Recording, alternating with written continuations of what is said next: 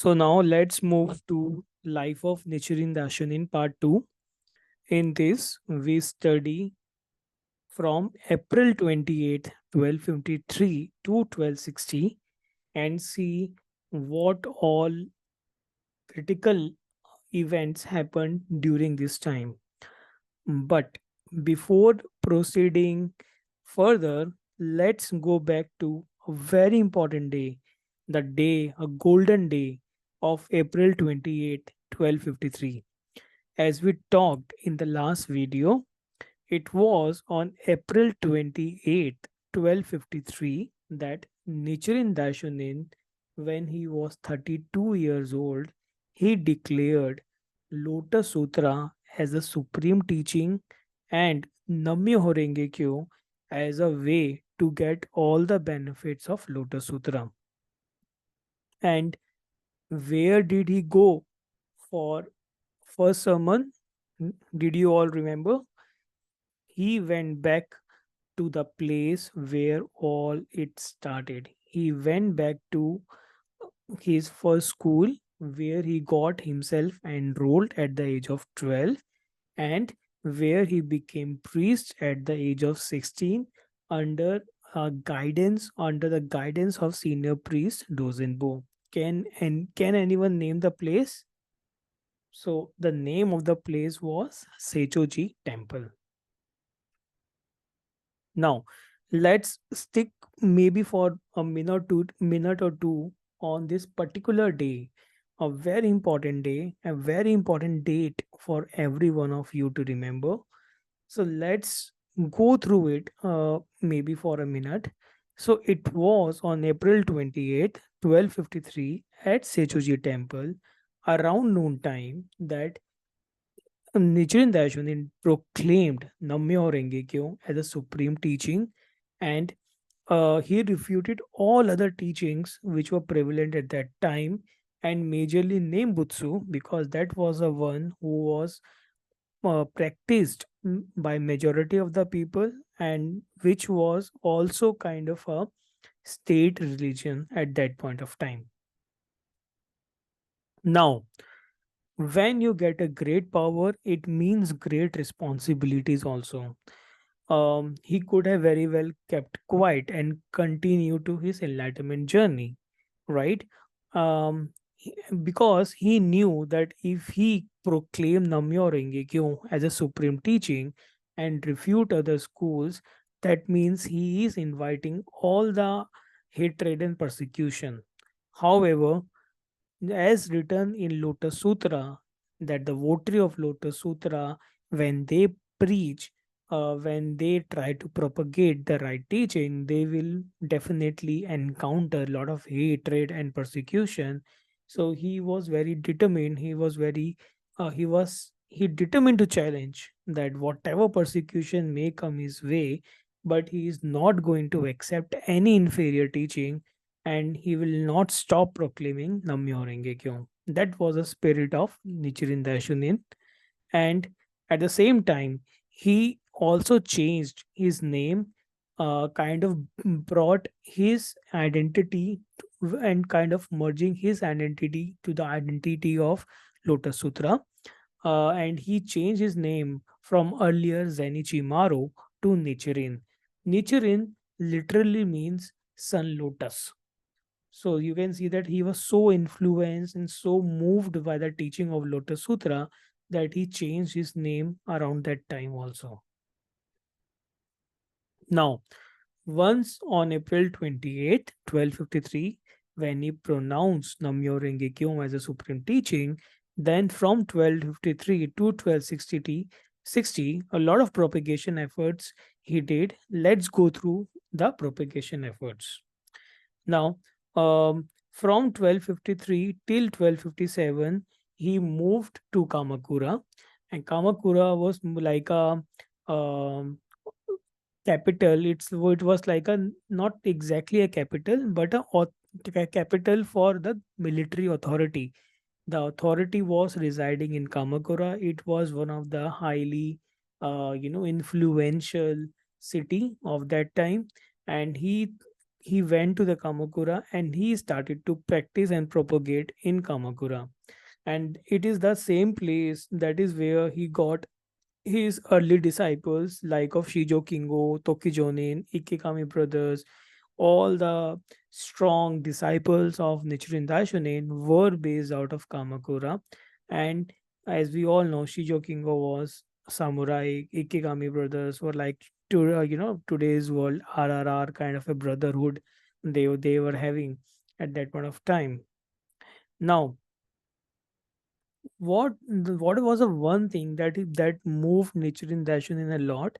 If you see, he was in Kamakura from 1253 till 1257. He was, think of it like that. He took one place and he was preaching from that place. Whosoever wants to understand uh, Lotus Sutra, whosoever wants to become a disciple, they were coming and getting a direct teaching from Nichiren Daishonin. However, something happened in August 1257 that really moved Nichiren Daishonin. What exactly happened at that point of time was that a very major earthquake happened.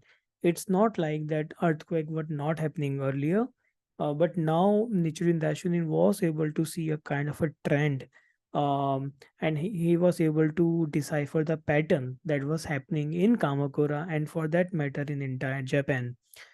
Japan was going through a lot of natural calamities and disasters like extreme weather, earthquake, famine, fire, epidemic, and ultimately on in August 1257, a major earthquake happened that destroyed many important buildings.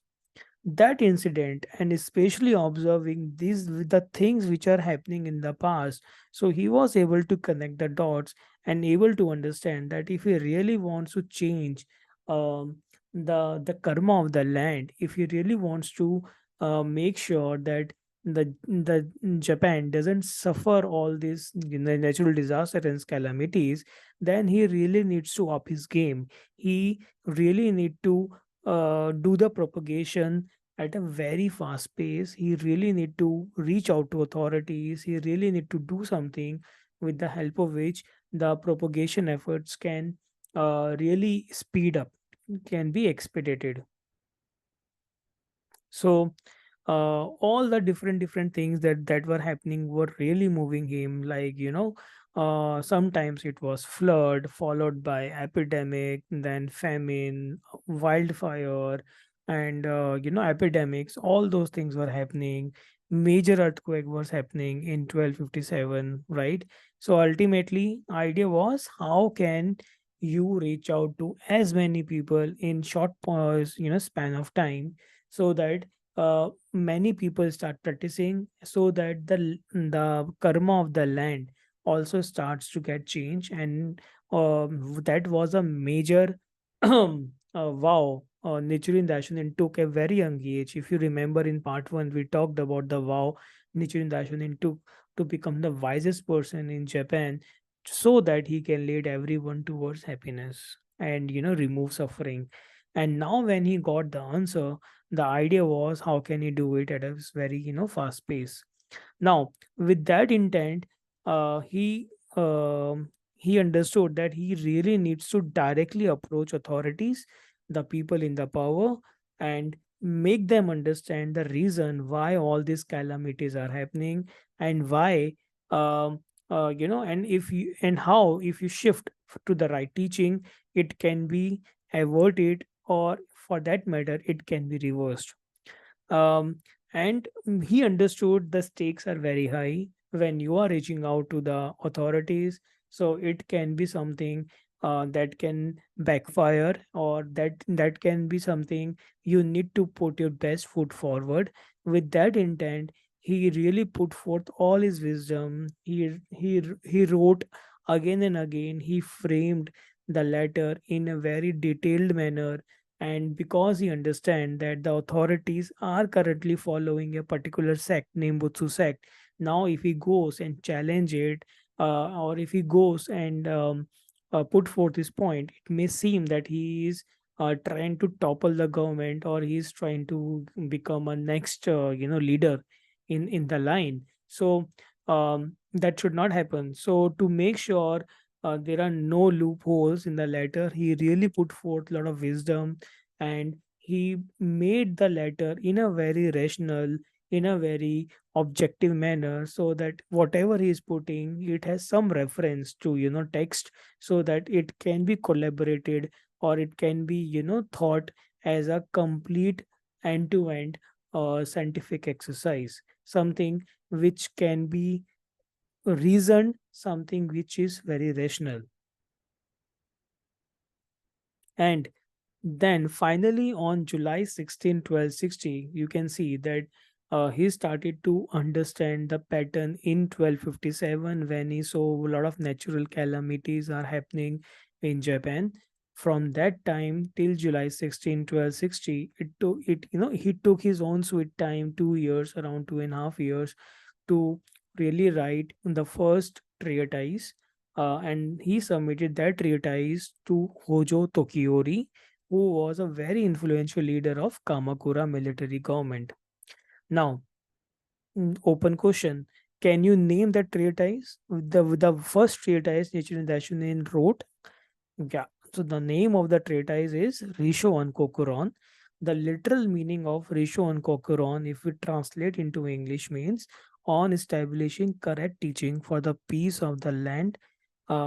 So if you see the compassion and the intent of Nichiren Daishonin, that the first treatise he wrote was for the entire Jambudvipa, to make sure every person in the land becomes happy, and there has to be a peace, and the peace can be brought when the people of the land practice the right teaching. And uh, and of course, because he was dealing with very influential people like Hojo Tokiori, he put lot of references from Tiantai, and also from other different, of course, from Lotus Sutra, and making sure that he can clearly distinguish what is right, what is wrong, so that there is no ambiguity when somebody goes through that particular document. However, just like authorities many a times are in arrogance, they are in lot of pride. They ultimately feel that they are getting, they feel threatened. And with that intent, the same goes in case of Hojo Tokiori. He felt that, there is a person who has just come about and he's threatening, and he's trying to, he's trying to claim that the Nembutsu teaching which they are following are incorrect in nature, right? And now, so that was a one. Ultimately, it didn't go well. They didn't like the way, somebody is coming up and challenging their authority.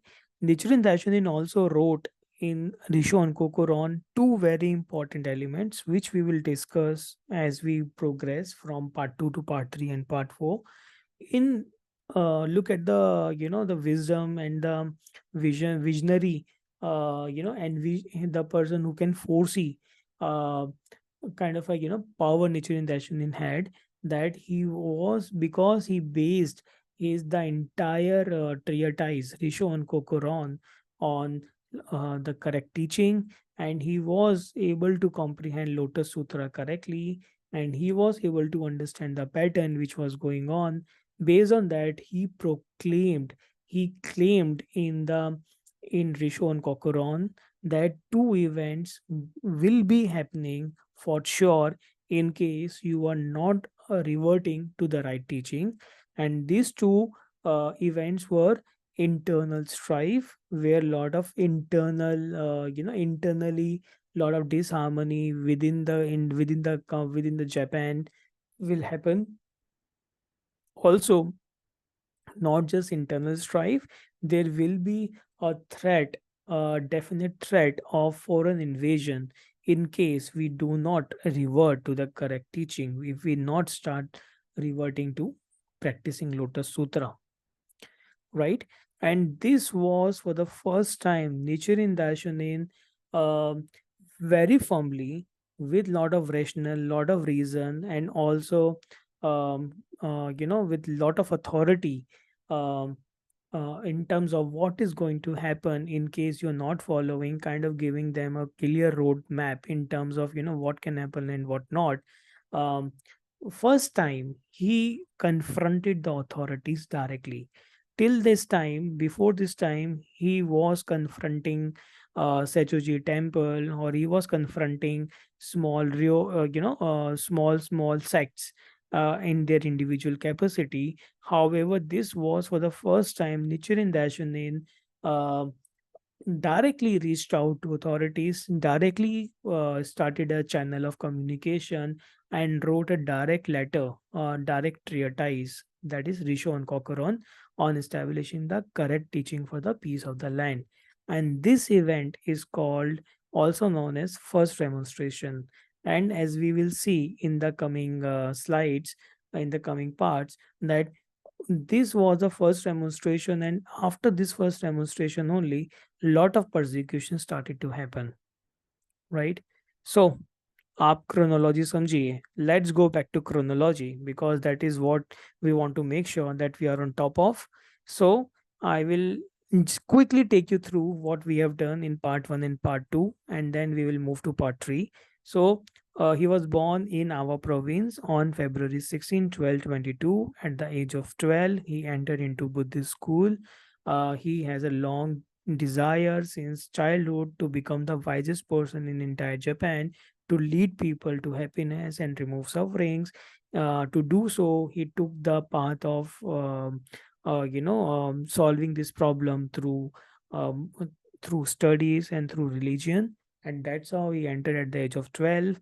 And he was so good that in just 4 years he became a priest. However, he just didn't stop there. He kept on wandering from one city to another, from Kamakura to Nara to Kyoto, and ultimately he got hands on Lotus Sutra. And as soon as he read, he understood that the right teachings of Shakyamuni Buddha are in it only, and the crux of the entire teaching is in the Nam Myoho Renge Kyo. And on April 28, 1253, he proclaimed Nam Myoho Renge Kyo.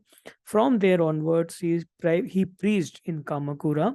However, in 1257, a major earthquake happened at Kamakura, which really started to bother Nichiren Daishonin to understand what is going on and why, and he could see the pattern, and based on that he put a lot of wisdom, and ultimately he wrote a letter to authorities, um, directly to the authorities. On July 16, 1262, he submitted his first treatise, Risho on Kokoron, on establishing correct teaching for the peace of the land, to the authorities. Though it didn't go well, but that's fine. As a fiduciary duty of person who knows what's going to happen, it is my duty to make sure I communicate it to the right authorities. And with that intent, he not just submitted Risho on Kokoron, and he in Dishon Kokoron um, he also told the authorities that in case we don't revert to the right teaching, then internal strife and foreign invasion are something which are imminent. And this event is also known as first demonstration, right? So with this we complete our part 2, and just like part 1, I would highly recommend for you to go through the quiz which I'll put in the description. And so small quiz, but that is kind of a brushing up what we have just gone through in the video. And in the next video we will talk about persecutions and beyond. Thank you.